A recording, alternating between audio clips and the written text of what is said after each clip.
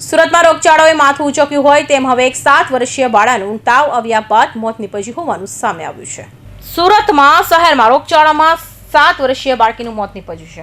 સુરતના રામનગર રહેતા પરિવારની 7 વર્ષીય બાળકીને 2 દિવસ તાવ આવી રહ્યો હતો, તેથી પરિવારે બાળાને ઘર નજીકમાં સારવાર કરાવી હતી। જો આ બાળાની તબિયત વધુ લથડતા સુરત નવી સિવિલ હોસ્પિટલમાં ખસેડાઈ હતી, જે બાળકીને સારવાર મળે તે પહેલા તબીબે મૃત જાહેર કરી હતી, જેને લઈ પરિવારજનો પર આપ તૂટી પડ્યું હતું।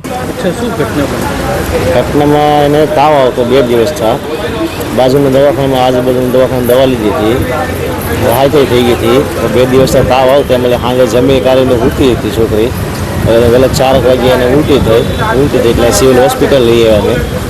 તો અહીંયા આવ્યા એટલે સારવાર થોડીક કરી, અહીંયા ડૉક્ટર સાહેબે જોઈ તપાસ કર્યું કે ડેથ એક્સપાયર થઈ ગઈ દીકરી। પરિવારમાં કોણ કોણ છે? પરિવારમાં એને મમ્મી છે, 2 દીકરીઓ હતી, 1 દીકરો છે। અને કેટલા દિવસથી તાવ આવતો? 2 દિવસથી તાવ આવતો।